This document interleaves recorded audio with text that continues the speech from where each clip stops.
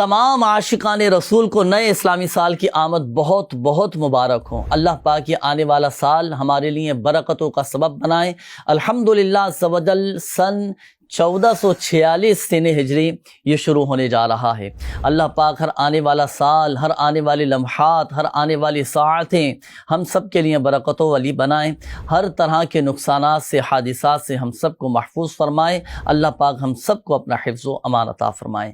ناظرین، نئے اسلامی سال کے موقع پر کون سی دعا پڑھنی ہے، ایسی شاندار دعا میں عرض کرنے لگا ہوں۔ آپ نے بھی نئے اسلامی سال کی ابتدا میں یہ دعا ضرور پڑھنی ہے۔ سنیے، حضرت سیدنا عبداللہ بن حشام رضی اللہ تعالی عنہ فرماتے ہیں کہ نئے سال یا مہینے کی آمد پر صحابہ اکرام علیہم رضوان آپس میں ایک دوسرے کو یہ دعا سکھایا کرتے تھے۔ آپ جانتے ہیں وہ دعا کون سی ہے؟ یہ دعا نوٹ بھی فرما لیں اور آپ نے پڑھنی بھی ہے جیسے ہی نیا اسلامی سال شروع ہو جائے۔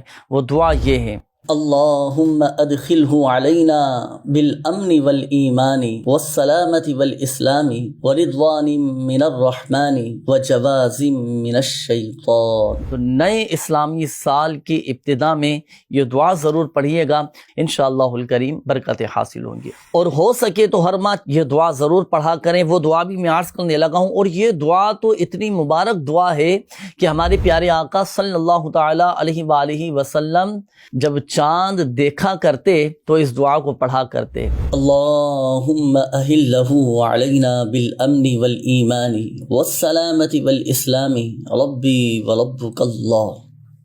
تو ناظرین، یہ دونوں دعائیں اب یاد کر لیجئے۔ انشاءاللہ الکریم اللہ کی رحمت سے ان دعاؤں کی برکتیں ہمیں نصیب ہوں گی۔